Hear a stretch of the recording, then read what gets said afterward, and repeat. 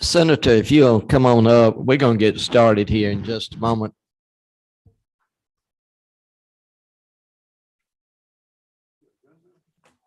Yeah, she's got a gun bill.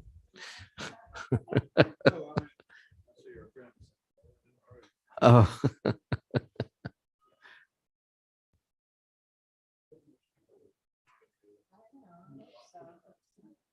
Okay, we have some on Zoom today, and Mr. Chairman, I'm going to recommend that our Zoom days come to an end here, and that we soon get everybody back down where we can see face to face and have the witnesses and everything face to face. Okay. If y'all will bow your heads just for a moment, we'll go to the Lord in prayer. Our dear Heavenly Father, we thank you for this day. We thank you for the blessings. And Lord, we just pray that you will be with us and guide us and open our minds to understand exactly where we're headed with these bills. And Father, we just pray for the people of the Ukraine, that you will continually bless them, and that as they defy the government of Russia, as they attack them, be with them, oh Father, and bless those families that have lost dear ones. Be with us, oh Father, and bless us, guide us and direct us in all things. Amen. All right. Thank y'all for coming. Let's go to Senate Bill 339, the Green Coal Act. And Senator Kirkpatrick, you're on. Appreciate your letting me go first so that I can get across the street to work on the speaker's very important mental health bill. I think that's most important too. Senate Bill 339, I hope, is the easiest thing you're going to hear this year. And what it does is it expands the definition of a Maddie's call to include missing military service members and veterans. The Maddie's call in our current code is an emergency alert for disabled and elderly persons. Local law enforcement takes the information, fills out a form that's transmitted to GBI, who then decides which regions should be notified. This bill simply allows an additional checkbox on the form for military and veterans, which I don't think you can see from up there, but this is the form, and down in the middle of the form, it just adds a checkbox if the person is a veteran or active duty military. We've seen a lot of news articles about missing active duty military personnel. We know that some veterans are at high risk for mental health issues, including suicide. The original version of this bill created a separate green alert, but on talking further with GBI, it became clear that the simplest way to do this was just to add this to their existing form, which means that there's no fiscal impact and no additional burden on GBI or on local law enforcement. And I really appreciate GBI's help with this bill. This bill fits nicely with our mental health efforts, and I would ask for your favorable consideration. Be happy to answer any questions. Okay, thank you for that explanation. Members of the committee, do you have any questions? Okay. Go ahead, Representative Evans. Thank you, Chairman, and thank you, Senator. I'm very favorably inclined, to support your bill, but I'd like to know a little bit more about, do we have any idea of how many of the folks like this out here we have, or like, and how many people, how many of these calls go out currently for disabled adults? And do we have any? So I'm just curious about the scope of the problem. I could get more information for you about the numbers before I bring it to the full committee, but I have seen 2 reports in the news over the last few months about missing active duty military members. And then as far as veterans that are at high risk, all of our counties are dealing, and cities are dealing with the veteran population, who often are at risk for other social issues, homelessness, and so on. And we know that the suicide rate has gone up dramatically for military veterans over the last several years, and the pandemic, of course, has made that worse. So I'd be happy to try to get some more numbers for you on how often Maddie's call goes out now. Thank you for the question. Thank you for that explanation there. And this is certainly an important expansion that we want, that I believe we need to move into that particular area because of what you were saying in regard to the number of issues that our military are suffering from. And I think that's, I commend you for this particular bill, bringing it forward. Do we have any other members that wish to be heard? Okay. What is the wish of the? Okay, we have a do pass on Senate Bill 339, LC number 48560S. Do we have a second? We have a second. Do we have any further discussion? Hearing none. Those in favor, say aye. Those opposed? Okay, Senator, if you'll fill out the correct forms, we'll go from there. Thank you very much, Mr. Chair, committee members. Okay, thank you. Oh, yeah, sorry, you got to go to full. I was really moving on, wasn't I? Thank you, Mr. Chairman. I wasn't trying to usurp your powers. Yeah. Okay, great. Thank you. Thank you. Thank you, Mr. Chairman. Okay, now we have another bill. This is Senate Bill 257 by substitute. She's is Senator Anderson here? Yes, go ahead. Mr. Chairman, George Ray, working with the Georgia Justice Project. Senator Anderson's on the way. We're happy that we can go ahead and talk about the bill if it's helpful for you, or we can wait for her, whichever you prefer. I think in we have some others that have got to go to committees. So let's go ahead and open it up for discussion here. Okay. Would you like us to do it from a table? Why don't you come to the table there?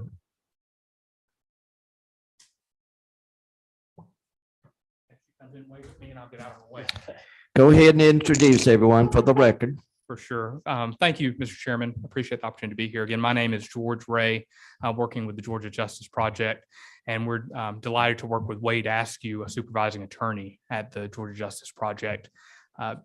Senate Bill 257 actually provides just some cleanup on work that this legislature has done in the last couple of years. You may recall Senate Bill 288, which passed, I believe, in 2020, and allowed certain individuals with certain misdemeanor records who had shown good behavior and rehabilitation to seek to have their records restricted by the court. That bill passed unanimously by both the House and the Senate. And as it's been implemented, as you all know, there's often some cleanup along the way to make sure that it's working as intended.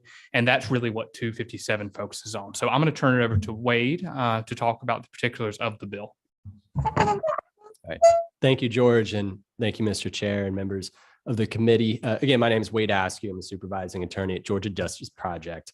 And so, like George explained, SB 257 just offers some minor adjustments to the current law, which will further the intent of the legislature as expressed in SB 288 a couple of years ago. And so SB 257 retains the support of the business community, faith communities, and others who supported SB 288 so fervently a couple of years ago. So going through the bill, there are just 7 minor changes, and I'm working off of LC 490952S, and I'll explain the substitute as I get to the end, but it does not substantively change the bill at all from what already passed the Senate. So the first thing SB 257 does is, while criminal justice agencies have always had access to restricted and sealed criminal records, SB 257 just states this explicitly to make that abundantly clear. Second, SB 257 provides a fix for human trafficking survivors who've had their cases vacated under the Survivors First Act.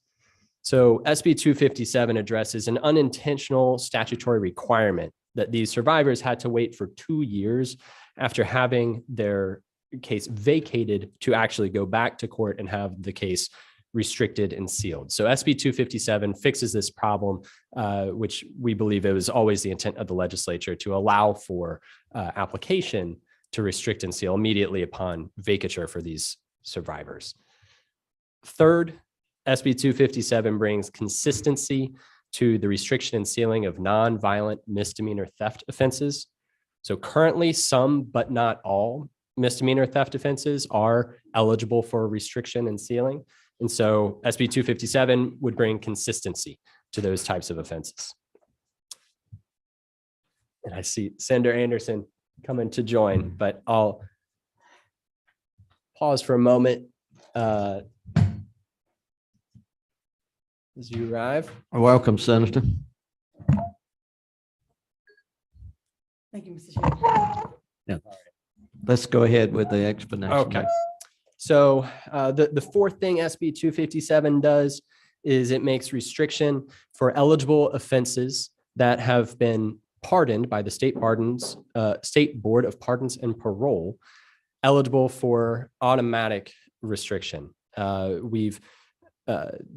To be clear, serious violent felonies and serious sexual offenses, even if pardoned, are still not eligible for restriction. This bill does nothing to affect eligibility for restriction. So there's no change from 288 there. It's just a procedural change of how restriction would happen after a pardon occurred. Fifth, SB 257 enables courts to seal minor offenses. So certain minor offenses do not appear in the GCIC database. These are non-fingerprintable offenses. Those offenses are already eligible for sealing under SB 288, but current law requires that a record is restricted by GCIC before it is then sealed by a court. So this creates a problem for these eligible minor offenses that are already eligible for sealing, but because they don't appear in the GCIC database in the first place, they can't be restricted. So courts just need a mechanism to actually seal the record. So SB 257 addresses that problem. Sixth thing it does is it allows people to file retroactive first offender petitions without first getting a prosecutor's permission to file. So we've worked with PAC on this edit, and we made sure that it doesn't negatively impact prosecutors. To be clear, under this edit, prosecutors still retain the ability to oppose relief. If someone files for retroactive first offender, a prosecutor can say, we disagree with this, we oppose it, argue against it for any reason. And a judge still retains the discretion to grant it or not grant it. There's no change there. It's just the literal filing in court that folks are able to make that initial filing now under 257 on their own before getting permission from a prosecutor to simply file, which is a very uncommon requirement in the law currently. Number 7, SB 257 clarifies that retroactive first offender is not available for convictions that were then used in subsequent prosecutions for possession of a firearm by someone with a felony record or a subsequent prosecution under a recidivist statute. So this was an addition that was requested by PAC, and we were happy to make it to clarify what the law is and what is appropriate and eligible for retroactive first offender and what is not. Finally, just addressing the substitute that you have in front of you. As I mentioned, it does not make any substantive change to the version of SB 257 that passed through the Senate with overwhelming bipartisan support. Instead, it is just a procedural fix. It's the result of us working with GBI to make sure that SB 257 will functionally work within their operational boundaries. So GBI has seen these edits. We worked with them on these edits just to make sure, again, that procedurally, operationally, this works on the ground. It does not add to their workload, and it would be very, very easy for them to implement. So that is the overview of the bill. I'm happy to touch on any of those in more depth, answer any questions. I know it's 7 pretty technical fixes, which is the idea that this is a cleanup bill just to make the bill that's already in action work a little bit better. Okay. I'm gonna let you answer this particular questions. Chairman Whitehouse. Hey, thank you for the bill. Thank you. In 2017, I carried the fifth part of that bill in cooperation with the Georgia Justice Project and Mr. Ray about fixing the first offender, which judges were interpreting the date. It was just all over the place in the state so we cleaned that up. I appreciate the effort. I think anything we can do in criminal justice to give people a second chance, get them back in the workforce is a thing that we ought to be doing. I appreciate your efforts on this bill. It seems like there's been a lot of work in a lot of different areas. I'm very familiar with it and appreciate you doing this. Thank you very much. Thank you for your support. Senator, do you want to make a statement at this time?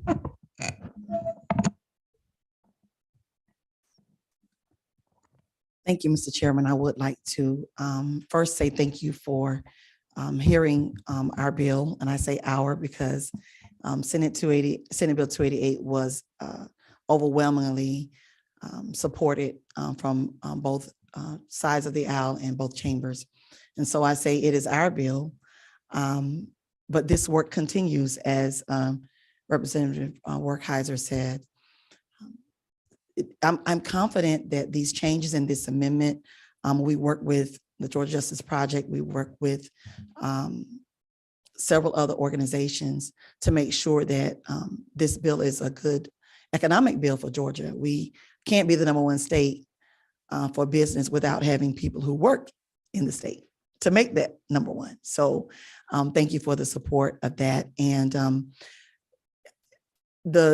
as Wade said, some of this work has also been done with PAC, who has been supportive as well.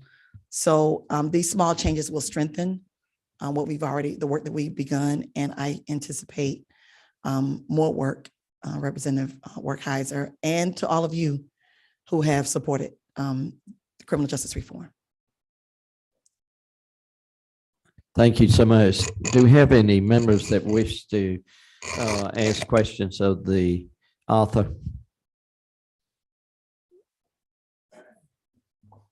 Mr. Chairman. Thank you, Mr. Chairman. I think there are parts of this bill that make a lot of sense, but I do have a question for you. Just kind of trying to play this out, real life scenario. So let's say that I do have a criminal record. I get it sealed, and then 10 years down the road, I have another criminal felony on my record. Is there a mechanism in there that allows it to be unsealed at that point? I mean, is there something in there that can?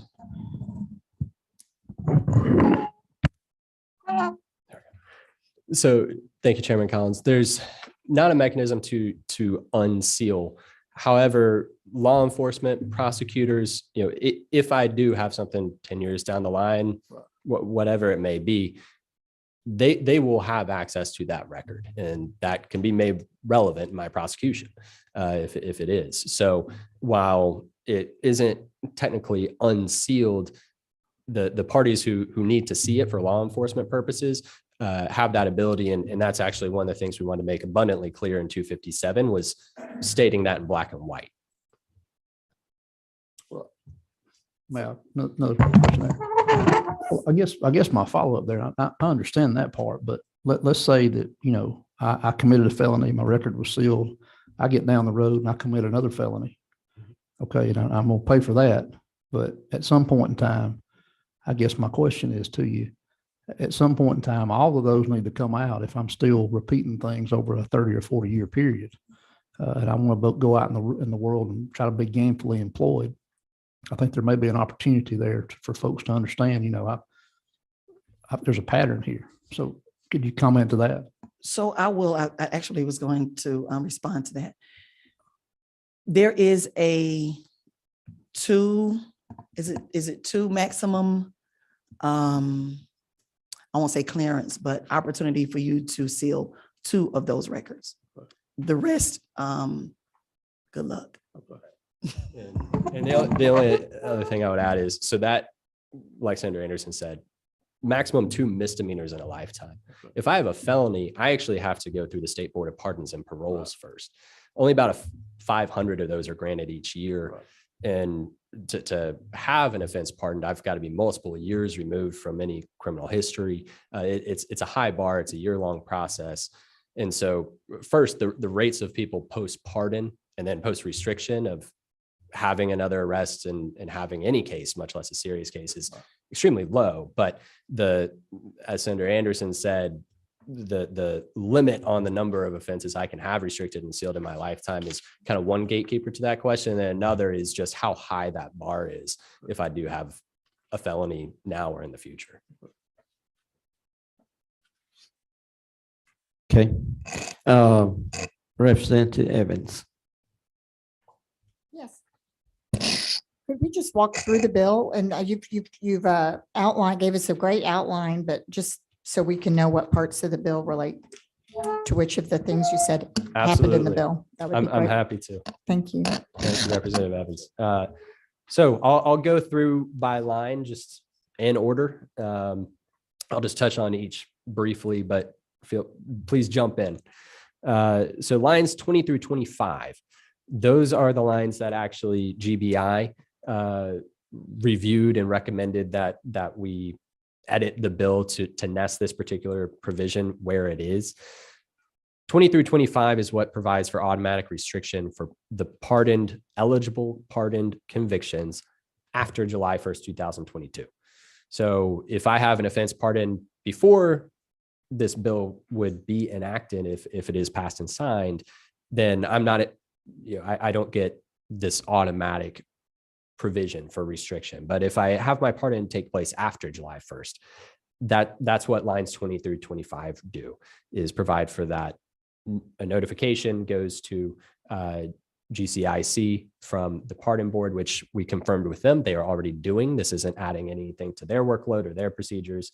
And then again, we confirmed with GBI that by putting this provision exactly where it is right now, really doesn't impact their procedures and makes it as easy as possible for them.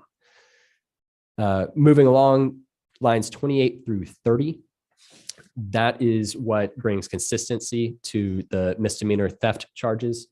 Striking those lines, just by very brief way of background, as 288 was written, misdemeanors writ large were eligible for restriction, but then there's some exceptions to say, well, not these misdemeanors. So something like DUI or a sexual offense, something along those lines, even if a misdemeanor were cut out. Theft was cut out, but then there were exceptions to the exception.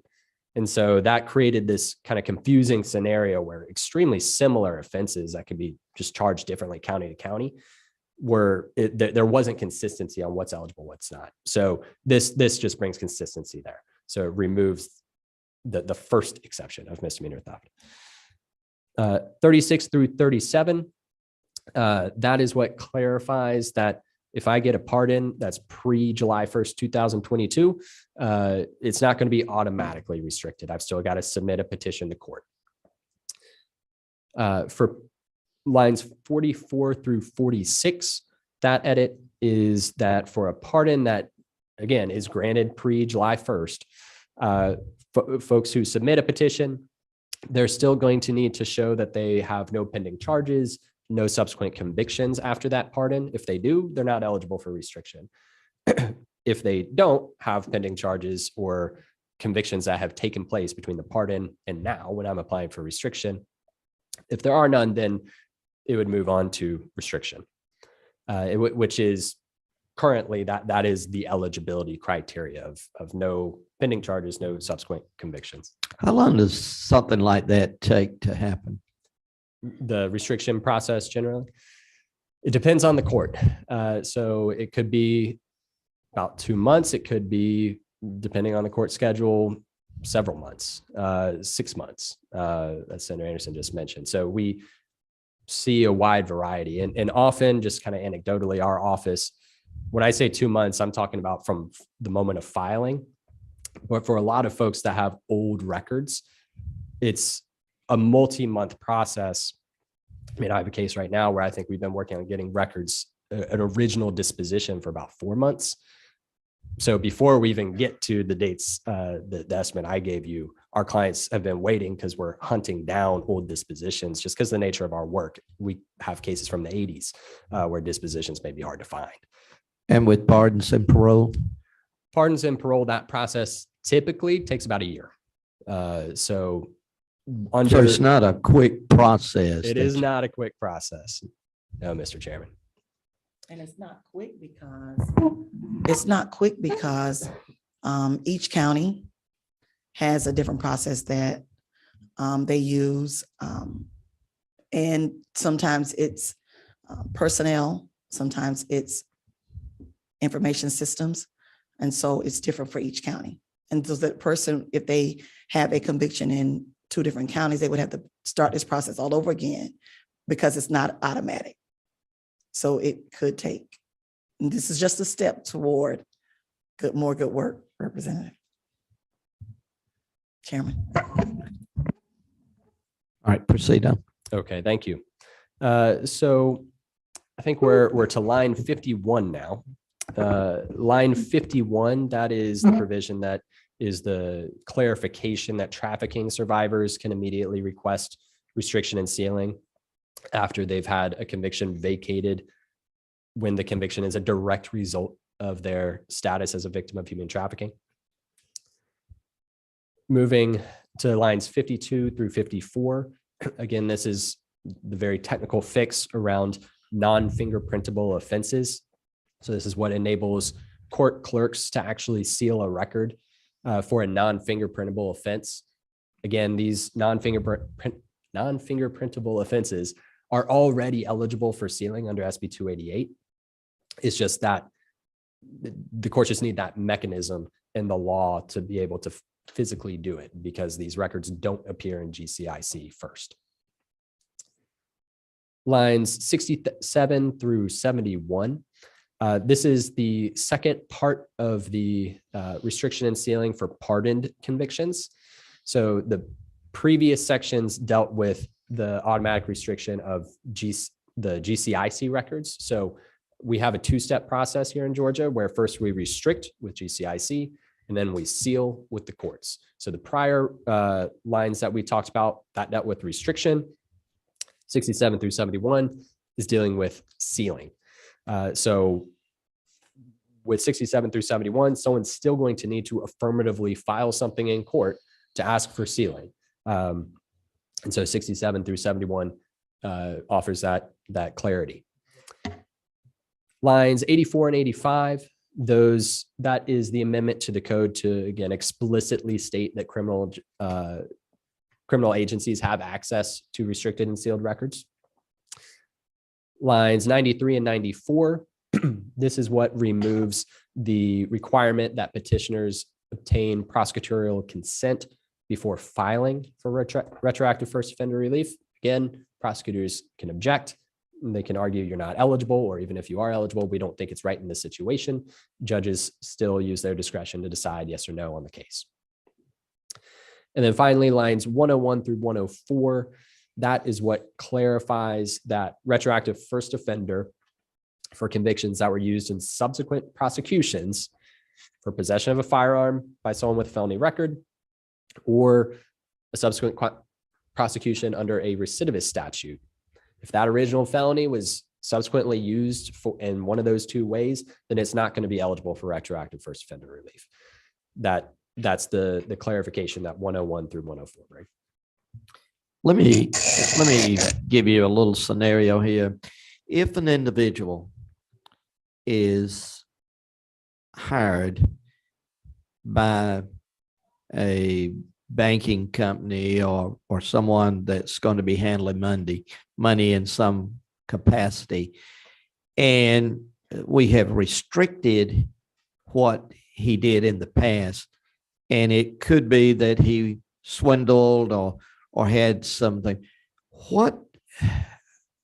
How do we justify this with that individual that needs to know the background of this individual? So currently in the law, if there are federal requirements, so if there's an FDIC example requirement that this institution needs to see a record, they have the ability then to see what they need to see. But writ large in the business, community, a couple of thoughts. One is that for folks who have their records restricted, the reason the business community supports the legislation is, one, because there's the shortage of talent and we need more folks, working in the workforce. And not only does restriction and sealing help people get back to work, but it also provides liability protection for employers. If someone comes to their company with restriction and sealing done, should something happen in the future, the fact that restriction and sealing had happened actually protects the employers. So that's a significant provision that's current law. That's preserved by all these edits. The second is that studies show that post-restriction, or in other states, their versions of restriction and sealing, and especially post getting a job, rates of recidivism plummet. And so the current 288 kind of contemplated these types of scenarios to say, what do we think are offenses that we don't think should be eligible, that kind of have risen to a level that employers want to know regardless, and then what are the types of offenses that employers want to have restricted and sealed, really for their benefit as well. So I'm happy to take any follow-up questions. Okay. To that. Do we have any other questions before I call up some other individuals that wish to speak? All right, we may have you to come back in just a moment. Okay. Thank you. Okay, thank you. Mr. Robert Smith. Come up. You can do it from the podium if you want to, or at the table, whichever you prefer. I'm sorry, I thought they would stay in. I'll stand at the podium since that was the first offer that was made. Okay. I'm Robert Smith. I'm general counsel at the Prosecuting Attorneys Council. Thank you for the opportunity to speak. Since we got mentioned a couple of times in the previous remarks about our position and our role in Senate Bill 257, I just wanted to clarify a couple of things.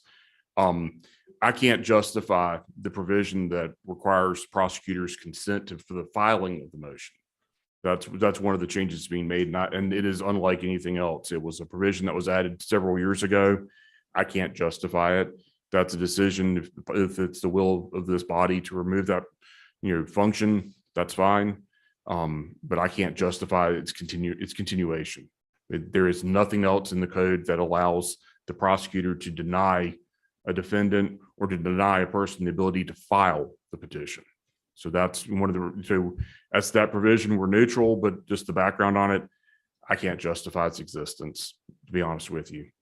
The request about, which is, I have an old copy of the bill and I apologize, but the request that's part of section 2 is the one that's the most near and dearest to our hearts.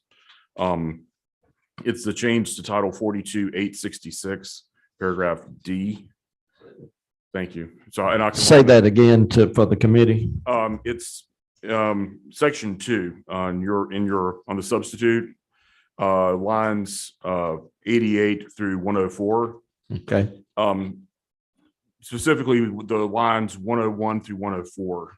And to kind of walk you through what happens, you have empowered people to seek retroactive first offender, meaning that if someone who has entered a guilty plea and at the time they could have asked for first offender and they did not for some reason, they can now come back to the court and say, hi, I'd like to have my first offender. And if the court so decides, they then will be given first offender for a sentence that's already been completed. That's fine. And the representative already spoke earlier, Chairman Werkheiser mentioned that, about second chances, and this state has had a policy very recently and a very long and a good policy about recognizing the importance of a second chance.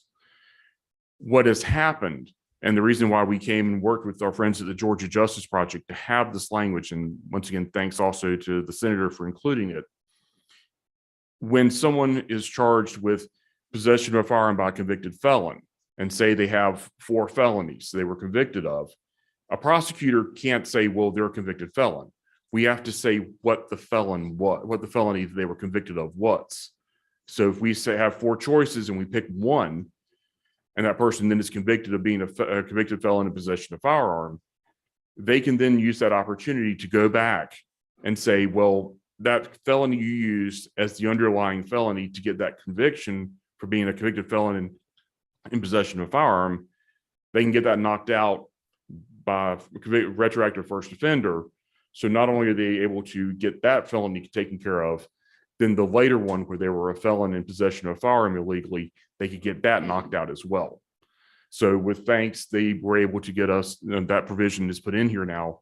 So if someone could have sought to use the retroactive first offender, they won't be able to now if one of the prosecutors used that felony to either be the underlying felony for a convicted felon in possession of a firearm or a recidivist, which means they had 3 felony convictions, and we asked the court to consider that in sentencing.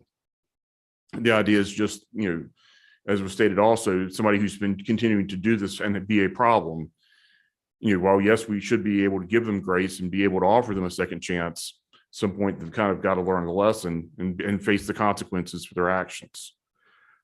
Also want to point out that one of the questions that was asked about being able to use this information, say someone's had something sealed, it's not in your bill, but if you look at subsection V of this code section, it sets out certain instances when prosecutors or other folks can use the information. That's how it's phrased. It's not merely just to inspect it, but it says that we prosecutors, the JNC, the JQC, the Judicial Qualifications Commission, certain attorneys, and pursuant to a court order, you can inspect, copy, and use the information of a record that's been sealed.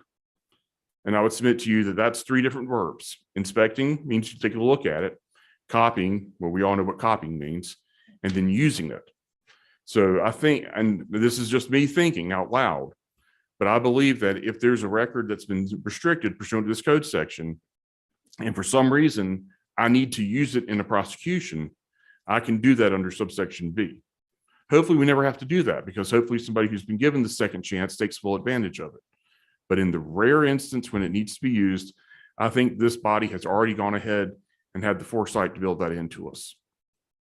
So I'm here to stand and answer any questions that may come up. Hopefully I've explained our position as to why we did what we did. Do we have questions from the committee? Okay. Representative Evans. Yes, thank you. Yes, so the point you made when you first came up that you can't justify, were you actually saying that you all were given more power than you asked for or something as prosecutors? And what line number is that in the bill? I believe that to be, and I'm going to look over to my shoulder for just a second. I believe that's the change. That's the change in line 93 and 94, where it says an individual qualified for sentencing may, with the consent of the prosecuting attorney, and that's been struck out. When the retroactive first offender bill was first came through this through the House and then into the Senate and was passed, for some reason, and I will not ever question the wisdom of why things are done, because I'm not privy to that. But there was a choice made to put in prosecutors not just as gatekeepers. Essentially, we're the doormaster. We can, if we don't want the thing to be filed, we can say no. And I can't justify that, because there's nothing else. There's no other time in the statute where an adverse party controls the ability for the other one to file. I mean, as was stated earlier by my friends from the Georgia Justice Project, it still has to go in front of a judge. Prosecutor still has the ability to stand up and say, no, this is not appropriate, and make that argument to the judge. So we still have that role. But for some reason, based on that phrase, with the consent of the prosecuting attorney, means that if I don't want the petition to be filed, even though it's appropriate, even though the person's entitled to a second chance and entitled to relief, if I want to say no, I can say no, and that person never gets their second chance. And that's what, and honestly, I can't justify that. I can't justify having that authority as a prosecutor.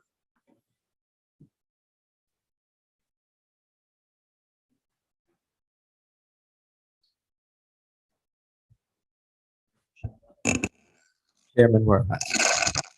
And to that point, on line 93 and the part of the bill that I was involved with, but isn't it true that there were literally thousands of cases where people were not granted? And so that's why it's not stricken, it's not underlined or stricken, but from previous on line 93, not only were they not informed, they were not, they were told that because of a date in the original criminal justice bill, that judges were misinterpreting when they could and when they couldn't. And so, I don't know, it seems a little unfair that with this addition, that there's a lot of people who would benefit from this and from this now. So are you saying that this bill, if you had your wishes, that would be stricken out? The language that was stricken out in 93 and 94 would not be stricken out? No, sir. I'm saying that's a decision on your part. If you want to, I'm completely. But if you had a vote, like I said, I can't justify it. Thank you, but I can't. Somebody asked me why do we get to do this? Why do we have this authority? I can't answer that other than the I agree. legislature gave it to us. And, it's an awkward position that as of right now, we can say no, and these petitions can't be filed. and you don't have to justify your no. We don't have to justify or no. And it's just, I don't think that anyone's using it inappropriately. I think that there may be some instances where it has happened or hasn't. I don't know, but I can't justify it. Okay, if I may follow up. Are you Yes, go familiar ahead. with, and maybe this is a question for George Ray or somebody else. Is this normal like with the other states? As far as I know. So this would be unique if to strike this as far as in comparison to other states. Yes, you can come to the table. Thank you. So just to be clear, the current provision requiring consent to file, as far as I know, is extremely unique. That is not normal in Georgia or elsewhere. By the edit that 257 provides would make us more, for lack of a better way to put it, normal, typical of, what, as my friend stated, one party files, the adverse party doesn't have the power to keep them from filing. That's our, procedural right to file, but then we can argue it out and the judge makes a decision. That's So it's tipping the scales. the current, under current law. Yes, the scales are not that even what we think of have your day in court. And so this would level it out by adopting the 257 edit. Does that answer your question? Yes, sir. Thank you. Okay. Okay. Thank you. Are there other questions? All right. We have some others that wish to be heard. Terry Norris, Georgia Sheriff's Association. Thank you. Excuse me. I'm Terry Norris. I'm with the Georgia Sheriff's Association. Thanks for listening to me for a second. I'm going to run out of here and try to go to the Senate Committee on House Bill 1013, which we have great interest in on the transport side. Also want to thank this committee and the full committee as well for the support of the sheriffs on an earlier bill this week. Thank you very much. I don't have a lot to say about this. We've been restricting records in Georgia for 12 years now, maybe close to it. And it's been warranted to a great degree. Sheriffs are people that we all elect. They are closely connected to our communities and the feelings of our communities. So sheriffs are notorious for wanting to give people second chances and sometimes third chances, but not fourth, fifth, and sixth. The fact is about restricted records, these are facts that occur. These are things that law enforcement agencies, information that law enforcement agencies and the courts and prosecutors collect on actual events. And we understand the purpose behind restricting records, and that is to help people who have made some bad choices, and we stand behind that. So overall, the sheriffs do not oppose restricting records.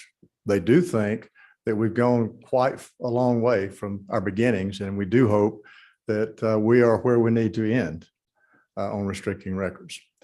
The one thing that I think that I hear from sheriffs more often about this is that, and the senator mentioned it earlier about the differences in counties and the different resources that different counties have, both in the courts and the prosecutor's offices possibly, and certainly in sheriff's offices and police departments. So our level of automation in sheriff's offices for all sorts of things varies from county to county. Some are very sophisticated, some are not. So I would say this, that anytime that a sheriff's office has to restrict a record, it goes well beyond the court records.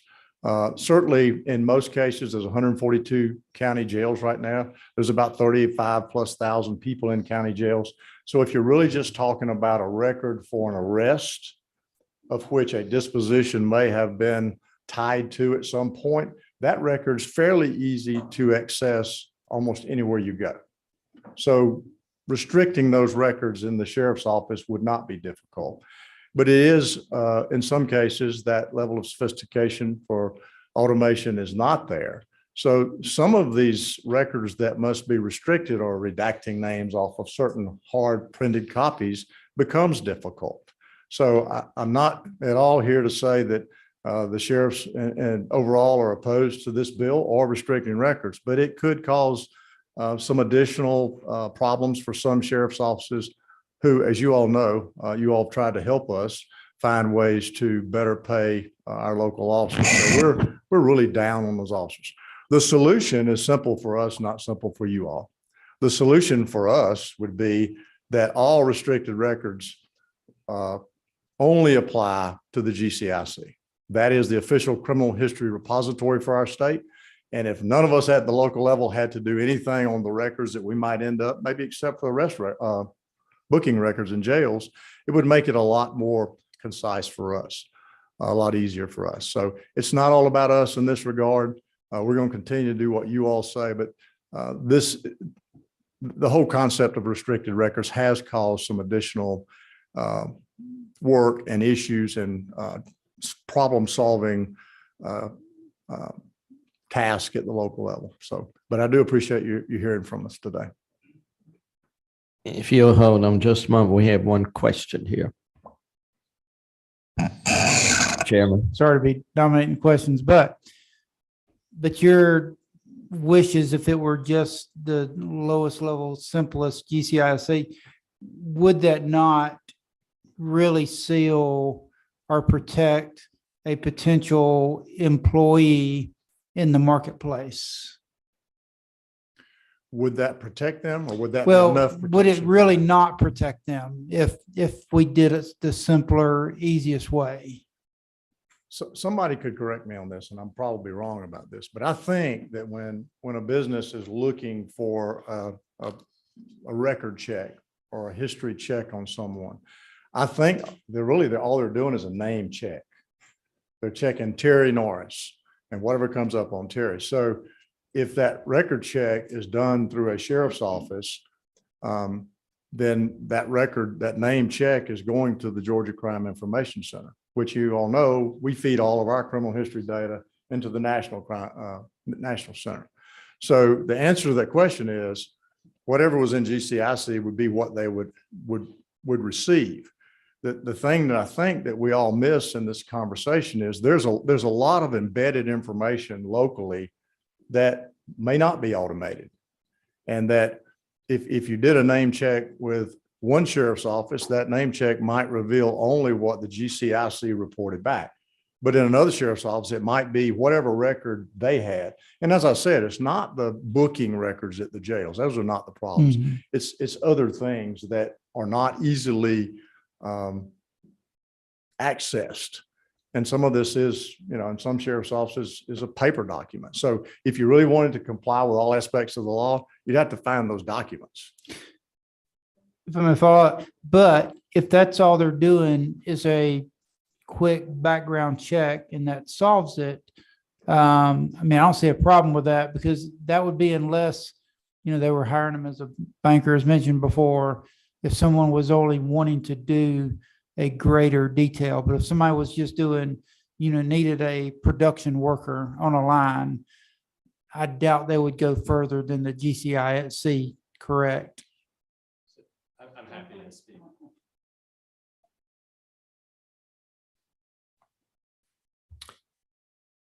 You're recognized. Just stay right where you are there. Yes, sir. Thank you, Mr. Chairman. So over about 95% of employers, I believe, use private background check companies to run their background checks. So while employers do have available to them simply running a report from GCIC, the overwhelming majority do not. They're using private companies. You might have heard of Checker or any number of these private background check companies. And as was mentioned, they're pulling from any possible record possible.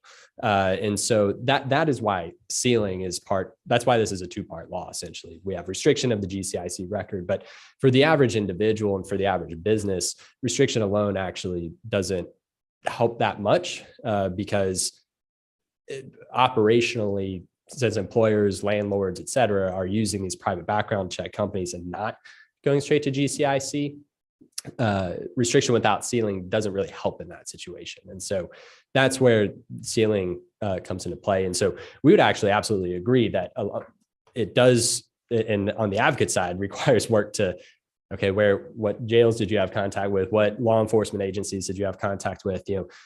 As advocates, we need to find all those and work with those. So we would absolutely love to work together to find a way to help y'all get the resources and automate that process would be, I think, good for everyone. Obviously, that's outside the scope of 257 and what we're talking about today. And 257 isn't making a whole bunch of new things eligible for restriction. So I don't think would really impact the current workload of agencies. And as I mentioned, we spoke with GBI, kind of the law enforcement agency that would have some level of impact, but because of the way this is written, they say this is easy, that this operationally just fits right in and actually streamlines things a little bit. So, for 257, just that universe, this workflow isn't really being impacted. And if anything, can streamline things for courts in GCIC. Ms. Norris, do you have anything else that you There is want? one final note, I think. There is a bill that came out of the Senate. I believe it was Senate Bill 441, which is the data exchange bill. And I think overall, it's going to move us forward on disposition reporting, which will really solve a lot of these problems because there's a lot of dispositions from many years ago that still have not been reported for whatever reason from a clerk's office throughout the state. And if it's been within or outside of 6 months, those records are already restricted. And I will say this about the 6 month, and it does not have anything necessarily to do with this bill. If the disposition is not reported within 6 months, the record automatically becomes restricted. Is that correct?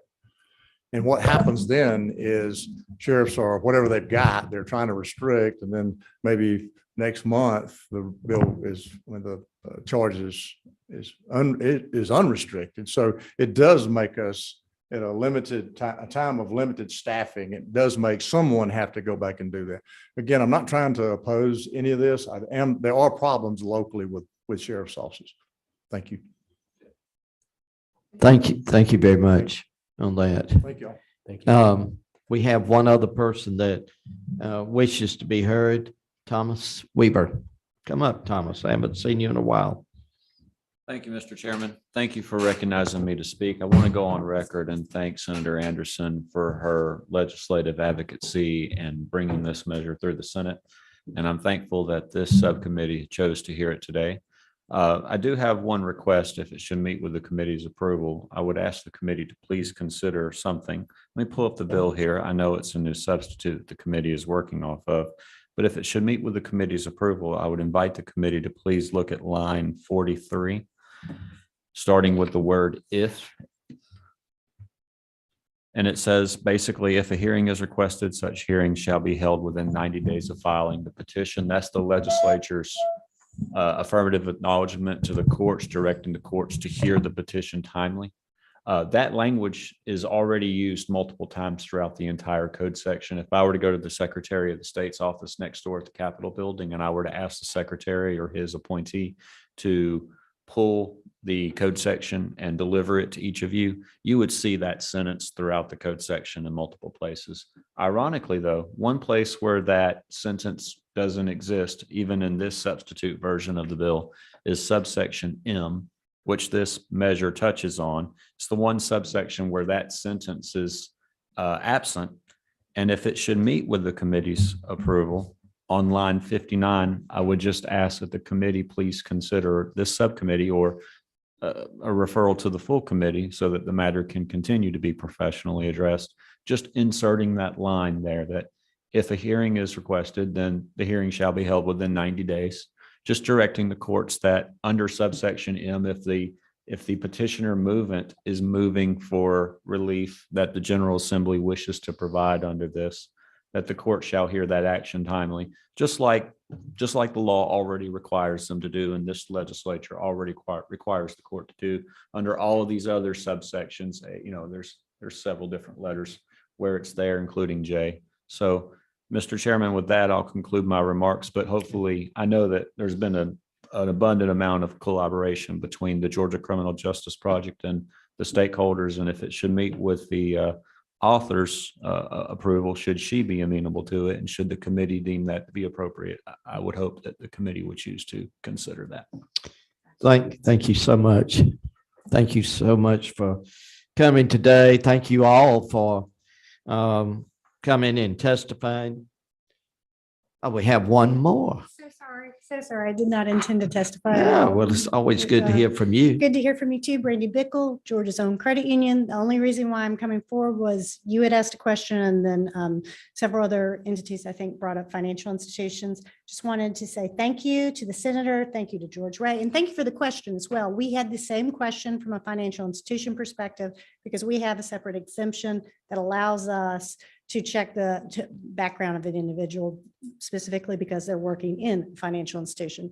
I have not seen the substitute, but I know the intent was not to change that exemption. The exemption itself is in a separate section of the code that doesn't even touch the bill. So from that perspective, I know our exemption is there. So thank you for being concerned. Well, thank you for coming up Thank you, guys. and clarifying that. Thank you so much. At this point, are there any questions from the committee? Okay, since we do have some other questions and everything that we're going to deal with, we're going to have a second meeting of this coming week. So if there's no further business to be brought before the committee,